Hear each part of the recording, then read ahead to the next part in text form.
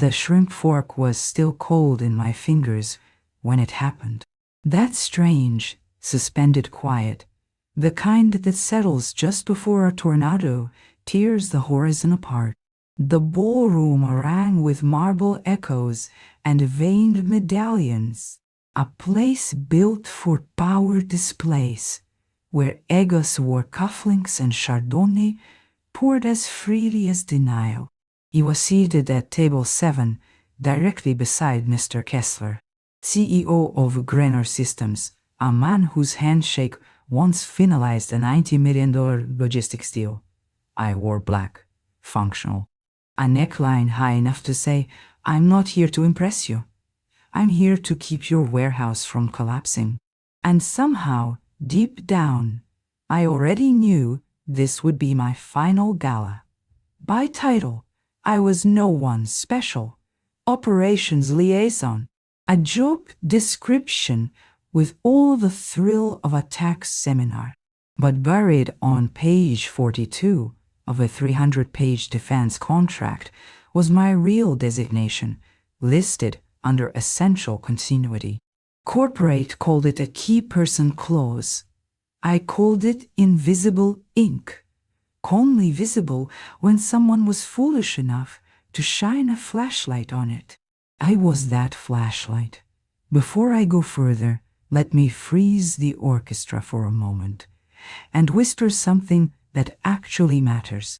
97% of people listening to stories like this never hit subscribe. And honestly, I get it. We're all ghosts, drifting from one piece of content to another, scrolling between personal collapses. But if you do press that button, it keeps the lights on for the crew making these stories breathe, and reminds us that someone out there still notices invisible ink. No, back to the chaos folded neatly into linen napkins. I'd been with Wallace Bray for 12 years, long enough to know who refilled water pitchers and who fabricated quarterly numbers. He was there when the printer room still had a fax machine and people still made eye contact. My work wasn't glamorous, but it mattered. Every Tuesday, I held standing calls with Grenor's procurement leads.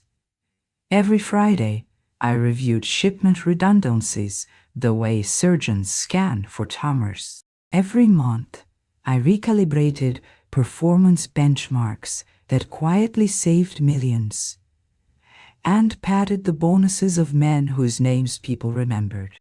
No one remembered that work, especially not Jared. Jared was new. Jared wore sockless loafers. Jared referred to women over 40 as tribal knowledge assets, Silicon Valley shorthand for "we'd fire you if HR could stomach the PR fallout." One look at me, and he saw a salary line begging to be erased. He didn't ask who drafted the service level stipulations. He didn't ask who salvaged the original Grenor agreement after a previous contractor misrouted 200 tank batteries to Fresno, Ore. He saw bullet points instead of emojis and decided I was overdue for a software update. The last few months had been a controlled hemorrhage. Cheryl from finance, gone. Ramon from systems, restructured. My Slack permissions disappeared tool by tool. HR emails went unanswered. The Friday donut order mysteriously shrunk by 2 boxes. It was a campaign of erasure so quiet you didn't notice until your badge stopped scanning, and no one asked why. So I printed the contract. Not the summary, the whole thing.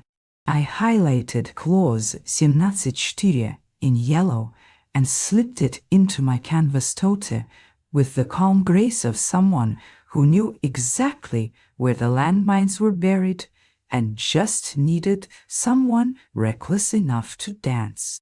And then came tonight, the gala, the pageantry, executives fiddling while HR burned. Kessler leaned toward me over his third glass of wine, asking about regional onboarding flows. He answered the way I always had, precise, competent, just shy of robotic.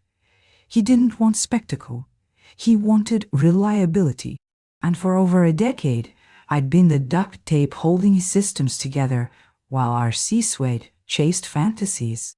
Across the room, Jared laughed too loudly among a circle of partners I'd personally onboarded back in 2016. He never glanced my way. No nod, no acknowledgement, which fit perfectly. Ghosts don't haunt the living until someone realizes they're dead. I looked down at my plate. Veal, cold, a decorative sprig of green meant to distract from how under-seasoned it was. I thought of Cheryl, of Ramon, of everyone who'd left with cardboard boxes and no severance. And then I felt it. Not anger, not grief. Just a slow tectonic shift beneath my ribs. Like something ancient inside me had decided it was done being still.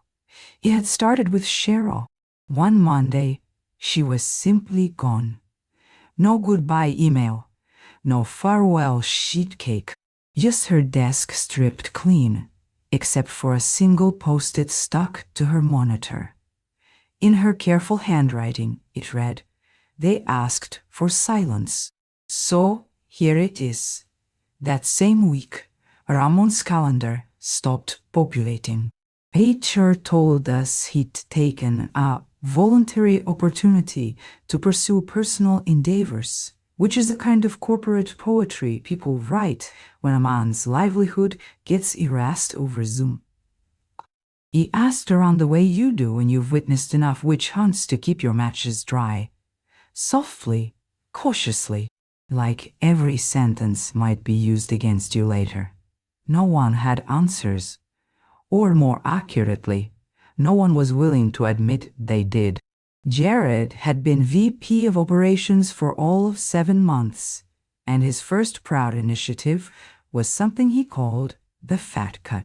He said it during an all-hands call with the same grin he used when posting gym selfies captioned "No days off."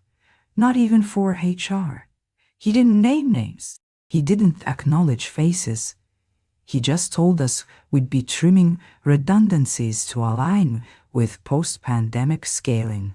Anyone who still had a desk smiled like hostages and nodded. Jared didn't like legacy. That was his favorite word. Legacy systems, legacy protocols, legacy employees. He said legacy like it was a disease. But Jared did like LinkedIn engagement. He liked Slack statuses that said crushing. He liked surprise one-on-ones that felt less like meetings and more like pre-funeral consultations. My own first real warning sign was smaller, quiet, almost polite. I went to pull the weekly SLA reports. Reports he'd reviewed every Friday since Obama was still in office, and they were gone. Not moved, not archived, gone, access denied. He filed an in-ticket and got a templated response that sounded like it had been written by ChatPeep's meaner cousin. Access to these directories is now managed under a revised security protocol. Please consult your department lead for approval. The funny part was, I was the department lead. Or at least I used to be. That's when I opened the Grin folder on my personal drive, not the cloud version, the offline one. The quiet backup I'd maintained without advertising, synced to a home desktop that didn't answer to Jared's authority. I scrolled until I found it.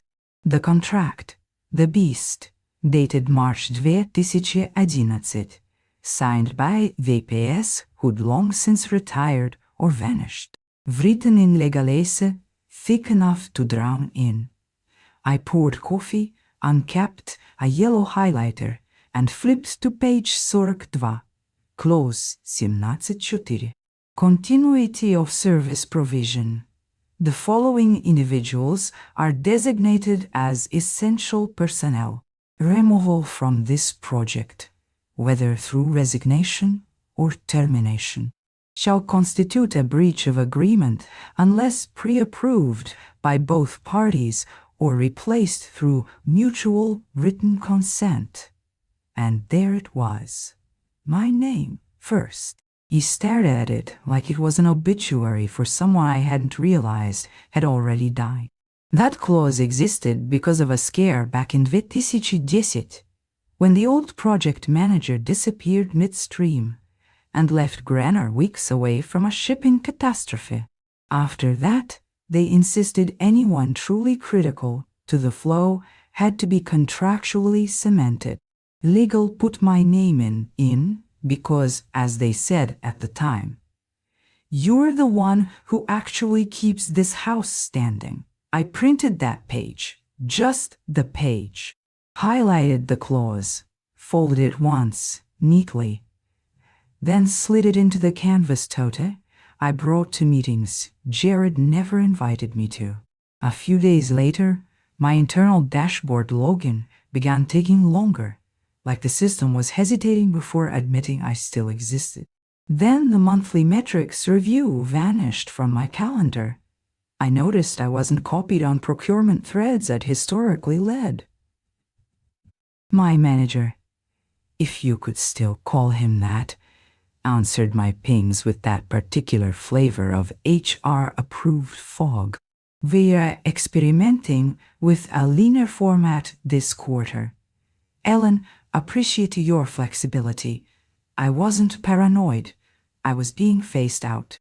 The only problem was no one had told me what day they'd scheduled my execution.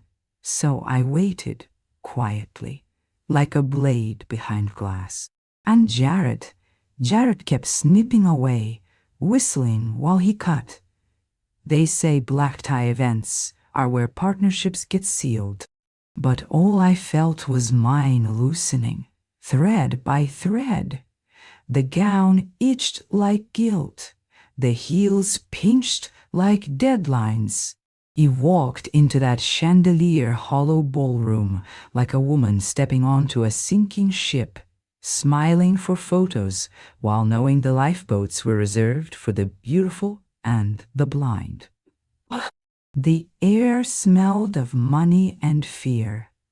Old executives with young dates, the clink of overpriced stemware, laughter too loud at jokes that meant nothing. He'd been to the gala 9 times. I'd helped design the seating chart for 5 of those. But this time, I wasn't on any committee. No one sent me a dress code. The only reason I even knew I was invited was because Mr. Kessler himself texted me, "You're coming, right?" He made sure you're at my table. And there he was, Robert Kessler, CEO of Grenner Systems, leaning back like a man who'd seen 3 wars and still didn't trust peace. Dark gray toques that probably cost more than my entire living room.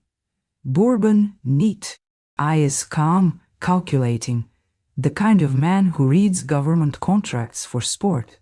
"Ellen," he said as I sat, "you're the only reason we survived that 2014 backlog fiasco. Don't think I've forgotten. He meant it. Kessler didn't waste praise. He gave it out like a black market organ, rare, surgical, and only to people who earned it." "Just glad we got you those fuel cells in time," I replied, folding my napkin, voice steady, hands colder than the silverware.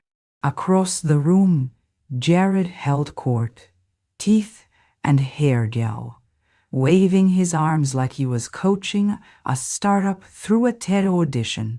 People laughed too loudly in his orbit, interns and directors hungry for proximity, drinking in whatever jargon scraped off Forbes that morning. He still didn't look at me. Not once. It was as if it already been a reset, and the org chart was just catching up. They'd seated me 2 chairs from Kessler, near a former state rep and a director from Janssen Aerotech. Conversation stayed polite, shallow, clinking with cutlery. But my mind was back at the office, at the cubicle where Cheryl kept mints, where Ramon taped comic strips to the printer. Back when team wasn't just a word Jared used before eliminating half of one. The salad arrived. Arugula and edible flowers, chefs, pretend justify $28. I picked at it. Kessler talked about supply chain reforms and overseas compliance, topics I usually enjoyed. Tonight they felt like background music in a burning room. "Your VP is here," he said casually, eyes drifting towards Jared. "Yep," I answered, dry as drywall. "Enthusiastic," Kessler said, eyebrow lifting. "Enthusiastic is one word," I replied, mouth tight. He didn't press. He didn't need to. Men like Kessler recognized the look of someone being phased out. They'd seen it too many times. They'd probably signed off on it more than once. But the way he looked at me now, measured, curious, was like a man inspecting a dam he'd trusted for years and noticing hairline cracks. The evening dragged on in polished misery. I answered questions, passed the bread basket, made eye contact, smiled at the right moments, laughed when it was required. And through it all, Jared never looked over, not once. No nod, no accidental glance. Nothing that said, "I remember you exist, and you're the reason this operation still functions." It was as if my name had already been deleted, and the cursor was blinking patiently where it used to be. He could have acknowledged me. A wave, a smile, a simple "glad you're here, Ellen." Corporate decency at the bare minimum. But deliberately, silence carries weight, and in my gut, I knew the decision had already been made. I was just the last person scheduled to hear about it. Still, I kept my posture straight. He raised my glass during the toast. I didn't fold. Invisible ink doesn't show until it bleeds. The veal was cold, rubbery, over-reduced. My knife met a piece of bone it had no business encountering when my phone vibrated inside my clutch. I don't check messages during client dinners. That's one of my rules. But this vibration was different. Longer, insistent, like it already knew. He slipped the clutch open and glanced at the screen. Jared M. 8:44 p.m. Pack up Monday. We're streamlining. Services are no longer required. No greeting, no punctuation, not even my name. Services, like I was a vending machine past warranty. My stomach didn't drop. My heart didn't race. There was no cinematic gasp, no shattered glass, no string section hitting a dramatic note. Just stillness. The kind that comes when a blade finally leaves the skin after years of pressure. I stared at the message for 3 seconds. Then I exhaled through my nose. Without turning my head, I tilted the phone toward Kessler. He was mid-sip, swirling bourbon in his glass. He paused. Read it once, then again. His expression didn't change. No widened eyes, no sharp inhale. He simply set the glass down on the white linen, folded his napkin once, and leaned in as if discussing freight capacity. "Do you remember clause 17.4? He asked softly. I nodded. He pulled out his phone, matte black, the kind of device that probably doubled as a satellite transponder during emergencies, and began typing. 2 thumbs. No urgency. No errors. Then he showed me the screen. I believe you've just terminated our master service agreement as well. See you in court. He didn't send it right away. He looked at me first. That question hung between us like smoke. Are you sure you want this? I didn't smile. Didn't blink. I nodded. Barely. He sent the message. And in that moment I knew silence settled in. Not the awkward kind. Not the ceremonial hush before a speech. This one had gravity. This one had consequences. Across the ballroom, Jared's phone buzzed inside his jacket. He didn't check it immediately, too busy laughing at his own story. Surrounded by people who didn't yet realize the floor had dropped out from under them, Kessler picked up his fork like nothing had happened. I did the same. There was no panic in me, no rage, just a cold sense of completion, like watching a missile finally leave its silo after years underground. This wasn't vengeance. It was protocol. Jared thought he was streamlining. What he'd actually done was trigger a legal landmine designed by people who understood that continuity wasn't a buzzword. It was a contract. I didn't raise my voice. I didn't argue. Jared's arrogance pulled the trigger. I simply made sure the barrel was pointed correctly. Around us, conversation continued. Glasses clinked. Forks scraped porcelain. People sliced into overpriced protein, unaware they were dining over a fault line. But I felt it, the shift. Like the wind changing just before a storm. Jared finally checked his phone. His face didn't crack, not yet, but his brow furrowed, his jaw tightened. He stepped away from his circle toward the lobby, moving fast, stripped of his usual swagger. Kessler scanned the dessert menu. "They're doing creme brulee tonight," he said conversationally.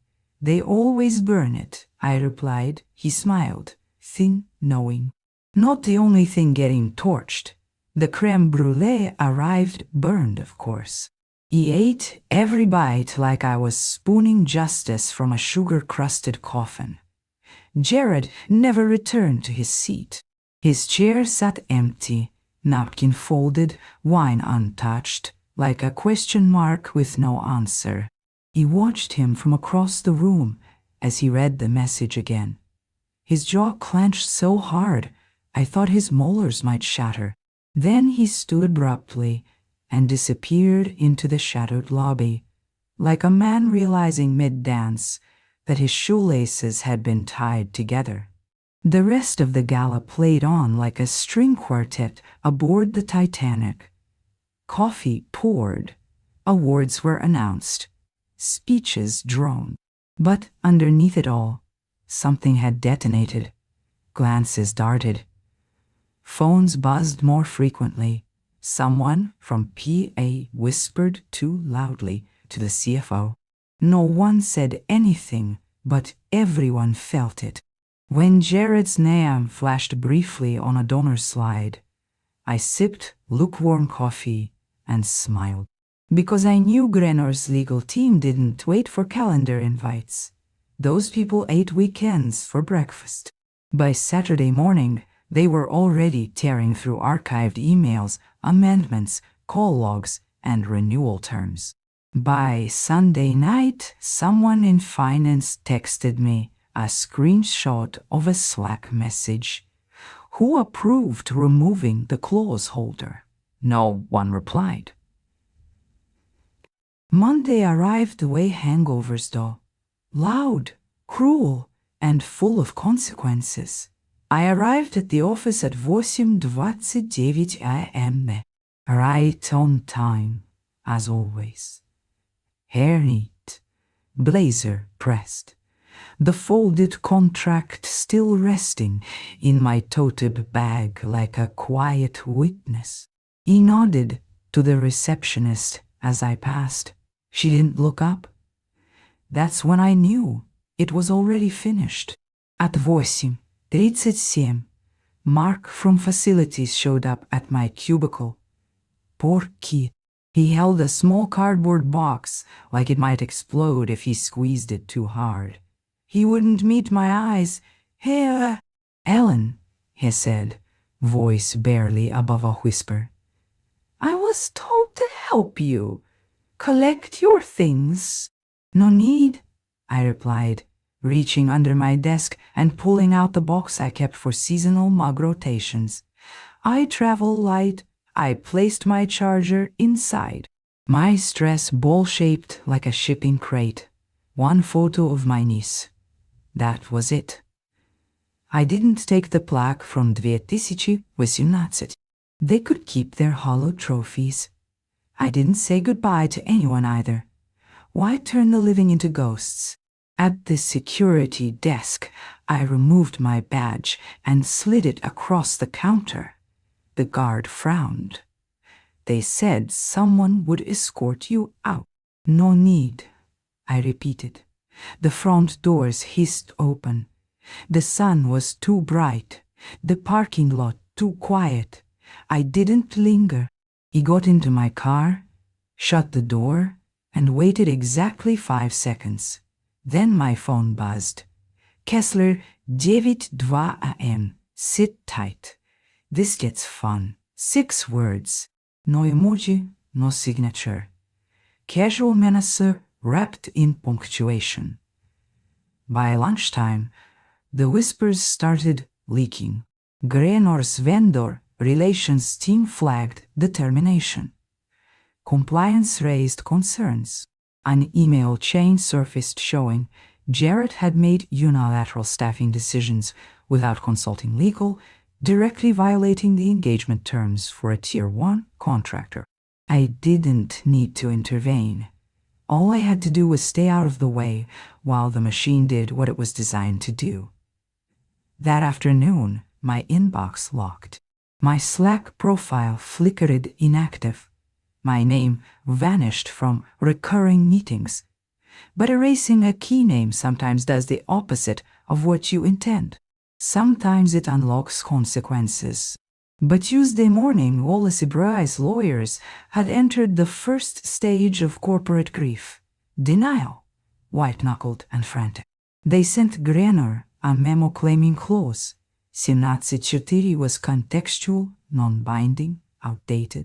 They suggested it referenced personnel no longer central to operational workflows. Here's the problem. My name wasn't scribbled in a margin. It was typed, bolded, time-stamped, initialed by 3 executives, including a now-retired general counsel who used to call me the only adult in the building. And the clause had never been amended. Not once. Not in 12 years. Granor's response arrived swiftly. 14 words. 1 sentence. Your firm has breached contract terms. Formal complaint and demand for damages incoming. By noon, the lawsuit was filed, not threatened. Filed. $38 million. Immediate projected losses. Government penalties. Potential delays across 5 military supply chains tied directly to severed continuity. But it wasn't the number that caused panic. It was how preventable it all had been. So reckless, so embarrassingly careless that PR couldn't spin it. Someone reportedly slammed a binder across the conference table and muttered, "You fired the clause holder?" like they'd just discovered someone accidentally donated the corporate credit line to a fake orphanage. Internal audits began within hours. HR logs pulled, email trails scrubbed, Slack channels logged to read only. Everyone was searching for someone, anyone, who could claim they'd approved my termination. They found no one, because there wasn't anyone. Jared had acted alone. No legal review, no leadership sign-off, no due diligence, just vibes. He tried to recover, sent an all-hands email insisting the clause had aged out, claiming full authority to make strategic personnel decisions aligned with post-pandemic restructuring. HR didn't bite. Legal didn't bite. The board. They sharpened knives. A week later, an internal email leaked. Subject line: "Who approved firing Ellen?" The thread had no replies. Not even a "let me check." Just executives silently choking on omission. And me? Whoa. He sat on my porch with a mug of tea, watching squirrels destroy my bird feeder. I didn't gloat, didn't toast. He let the sun warm my knees, while Grenor's legal team dismantled every excuse Wallace Ibre offered. By Friday, the firm's stock dipped 6 points. By Monday, their biggest West Coast client canceled renewal. Combs tried to frame it as an unfortunate misalignment of internal protocols, which is corporate, for we hit ourselves in the face with a rate. Jared stopped posting on LinkedIn. His last update, excited to lead our next phase of growth, hung there like a gravestone over a battlefield he didn't know had started. No one blamed me. I hadn't pushed the avalanche. I just stepped aside. They tried to bury it. Velvet curtains of legal language. Silence agreements. But $38 million doesn't whisper. And neither do government contracts. By Thursday, Wallace Ibre's board convened an emergency meeting that bled past midnight. The kind where meals go untouched and someone inevitably cries into a branded stress ball. Minutes leaked. Investor reps demanded heads, not metaphors. Actual terminations. One board member reportedly asked, dead serious, "How do you accidentally fire someone named in a federal continuity clause?" Jared tried one last performance. Blamed miscommunication. Threw around words like fluid restructuring and alignment friction. It didn't land. They placed him on administrative leave, Harris' version of wrapping someone in bubble wrap before pushing them off a roof. His office was emptied overnight. Parking badge deactivated. No goodbye Slack. The general counsel resigned before sunrise. No announcement. No farewell. Just vanished. His assistant told someone he'd decided to refocus on family, which is what you say when your inbox becomes evidence. Audits escalated. Not the polite kind. Finance pulled reimbursements. It dumped 5 years of chat logs. Half the firm went quiet overnight. Rats realizing the lifeboats were limited. Then came the final cut. Grenor's pre-team issued a single paragraph to the industry trades, cold, precise, merciless. Grenor Systems confirms a vendor continuity breach with Wallace Ibre, die. We are pursuing remedies as outlined in our agreement and have transitioned operational oversight accordingly. No spin. Just confirmation that someone had stepped on a very expensive rate. That same day, buried between a craft store coupon and my niece's Girl Scout fundraiser email, he received a message from an anonymous internal account. No subject line. You warned them. They didn't listen. 7 words. They hit harder than the lawsuit.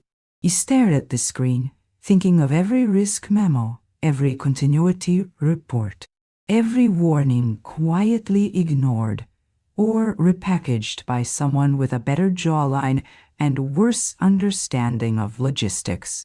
Now my name was being spoken in basement war rooms, not with respect, with regret. The invitation arrived by courier, not email, not a calendar ping, a thick, embossed envelope tucked inside a navy folder, Grenor's logo raised in silver, just my name on the front. No title, no miss, no preamble. Inside, a handwritten note on heavy cardstock. Lunch, I treat, just us. Work no, RSVP link, no address pin. Just a time, a date, and the name of a small bistro I hadn't visited since it catered one of our earliest logistics summits. Back then, Kessler was only a regional director. Maps memorized, patience thin, allergic to incompetence. Now he ran the entire machine and still remembered the waitress who'd gotten his order wrong in 2013. I arrived 2 minutes early. He was already there. No TI, no entourage, no attorney hovering behind the ficus. Just a crisp linen shirt, a glass of iced tea sweating onto the table, and a spiral notebook. No laptop, no performance. This wasn't theater. Ellen, he said, standing, shaking my hand like we were closing a deal instead of ordering lunch. You look unbothered. If we've been practicing, I said, sitting. We didn't start with Wallace Ibray, or the lawsuit, or Jared. He asked about my niece, my garden, whether I still made the sweet potato biscuits I used to Breyer meetings. He asked if his warehouse team ever fixed the pallet tracking software I'd warned would fail during leap years. He laughed. He remembered. Eventually, he leaned forward. No menu, no signal to the waiter. I'm offering you a role, he said. Director of continuity. You define it. Ours. Scope. Structure. I don't want optics. I want stability. I paused. What happened to your current director? I asked, sipping water. He smirked. We were hoping to invent the position with you. He slid a folder across the table. 6 pages. No fluff. None thus masquerading as coffins. Just clean language, clear numbers, and a salary that made me blink. Not because it was generous, but because it was respectful. You can take it home, he said. I shook my head. Instead, I reached into my bag and pulled out something heavier than it looked. The old Grenor contract, still folded, still highlighted. Page 42. I placed it between us and tapped the clause. Keep this, I said, in case your next VP knows how to read. He didn't laugh. He nodded, solemn like it handed him a family heirloom. I turned back to the offer. Everything was right except one thing. I took the pen from the check presenter. 2 conditions, I said, crossing out a line. First, the word legacy doesn't appear anywhere in my title. I'm not a ghost. I'm not an artifact you dust off when systems fail. Kessler nodded. Done. Second, he continued. You choose my successor. When the time comes, he blinked, then smiled. He didn't expect you to be thinking that far ahead. I always do. We didn't toast. There was no dramatic signature moment. No waiter interrupting with dessert applause. Just a deal made in daylight by 2 people who understood the cost of silence. He left the old contract on the table. The yellow ink smudged slightly under my thumb. It had done its job. Now it was my turn. The news broke on a Wednesday morning, buried in the third paragraph of a Wall Street Journal article about vendor mismanagement and rising corporate oversight costs. Wallace Ibray's name appeared in bold. Grenner Systems had terminated all engagements effective immediately. No negotiation, no grace period. One sentence. This vendor failed to honor continuity obligations and is deemed non-compliant. Wallace Ibray's stock fell 11% before lunch. By market close, analysts estimated $250 million in long-term losses once the audits, cancellations, and government reviews were factored in. Inside the firm, chaos grew roots. The CFO tried to spin it as a mutual disengagement. No one bought it. You can't disengage mutually when you're holding the smoking gun. Jared's LinkedIn went dark. His profile photo vanished. His banner, once captioned Building Operational Excellence, became a blank gray rectangle. Rumors circulated: sabbatical, consulting, reinvention. Insiders knew better. He'd been last seen boxing up his standing desk while HR waited like nightclub bouncers. I wasn't there anymore. That was the point. I worked part-time from my porch. Strategy calls, invoice approvals. Nothing performative. No alarms, no workshops, no Jareds. One afternoon, a brown package arrived. No return address. Inside, a black walnut frame, glass polished clean. Behind it, the original Wallace Ibray, Grenner contract, page 42, clause 17. My name still legible in faded yellow. He set it beside me, poured another glass of wine. Let the breeze move through the yard. No revenge, no triumph, just quiet. They should have asked who the key person was before pulling the trigger. The real MVPs of the office jungle are the ones nobody sees until everything collapses. Thanks for listening. And maybe hit subscribe. The coffee pot remembers who does.